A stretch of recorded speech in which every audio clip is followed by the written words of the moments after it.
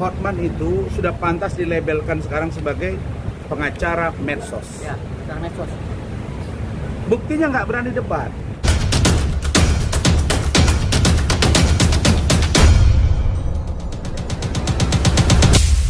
Yang terkait laporan Bukan saat ini sudah jadi saksi. Memang beliau harus jadi saksi, Pak. Iya, pemeriksaan di Iya, Mabes juga. Apa-apa. Itu kan ranah yang berbeda ya, permohonan maaf beda, kasus Hotman dengan saya beda, kasus laporan Pengadilan Negeri Jakarta Utara beda. Nah, nanti biar didalami oleh penyidik, nanti juga akan didalami oleh para pakar-pakar dan biar dinilai gitu. Jadi saya bentar.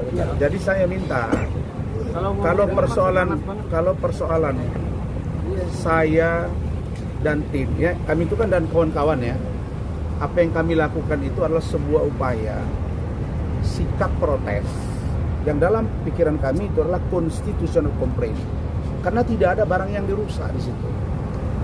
Nah, begitu juga dengan misalnya posisi dari Nikita Mirzani melempar mic, lempar kertas, tidak dikenai, dan yang lain. Artinya bahwa kami ingin, kita semua ingin melakukan perbaikan hukum.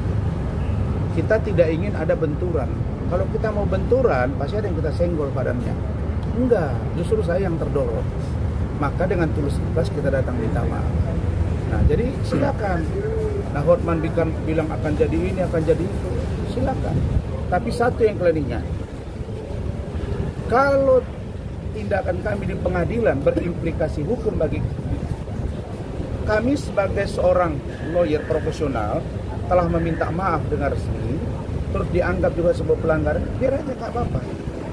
Ya, dan kami kalau itu terfaktakan, kami akan terima. Tapi kalau Hotman, beda cerita, bos. Saya akan buktikan bahwa saya tidak bersalah di kasus Hotman. Dan kita akan buka-bukaan. Ingat itu, beda kasus ya. Ya.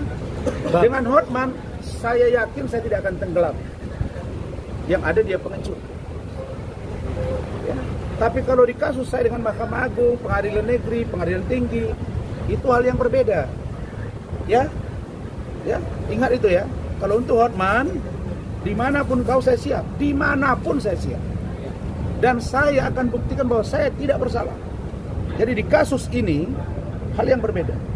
Jadi jangan dia pikir bergeser masalah, terus kami bermasalah hukum, beda cerita. Untuk Hotman, kapanpun saya tunggu dia dan tidak akan pernah gentar saya menghadapi kau. Dan apa yang kami lakukan kemarin itu adalah sebagai upaya untuk perbaikan hukum di Indonesia. Tapi kalau itu dinilai salah dan ternyata salah menurut organisasi kami, saya mesti sam'an wa ta'atan, saya tunduk, saya patuh, saya lakukan. Makanya saya datang, itu orang yang gentle. Nah, kalau kita jago debat, diminta untuk hadir oleh TV, jangan nggak datang.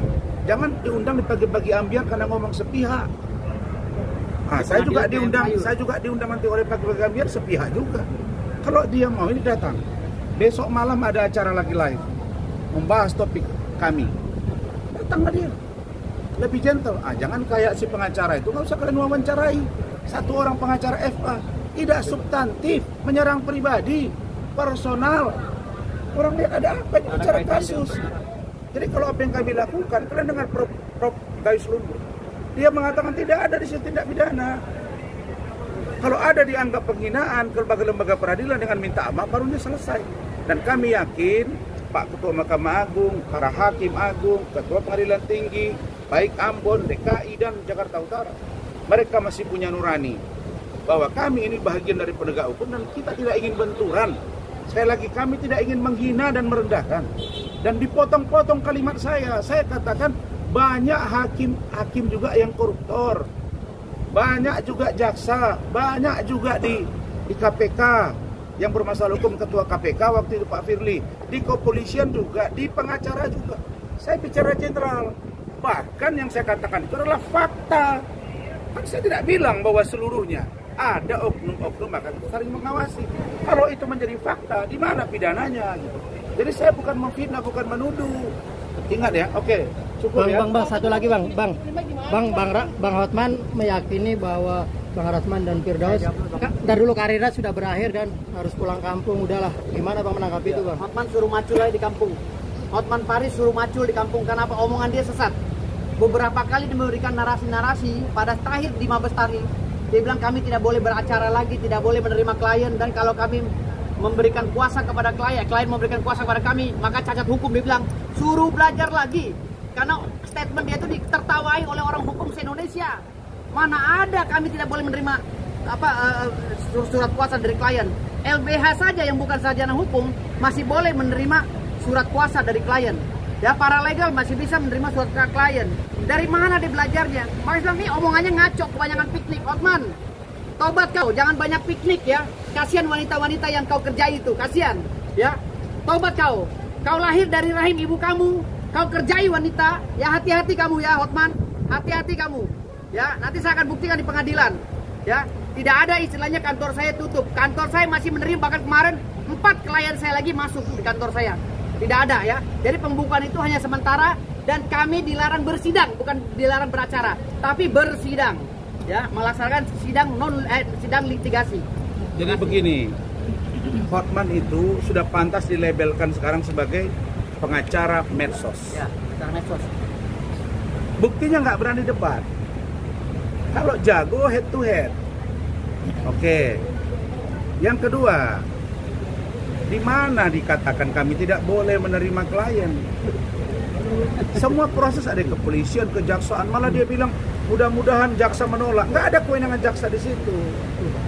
Sedangkan yang terkait dengan kami sekarang, itu pun kalau kami lakukan upaya hukum PT UN, MK dan lain itu, kalau itu kami daftar, artinya masih ada sengketa, boleh. Karena belum ada yang berkukuhan hukum tetap, apalagi itu belum ada rumusan hukum yang mengatur tentang sebuah produk pengadilan tinggi terkait dengan BAS dapat dicabut juga oleh pengadilan tinggi dimaksud.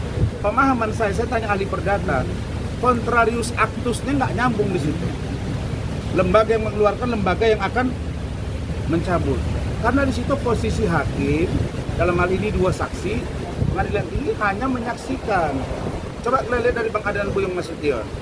Tadinya itu rencana bisa di masjid, bisa di gereja, tapi karena dia melihat oke, lebih bagus kita lihat di Amerika, sehingga lembaga pengadilan itu supaya nampak sakral.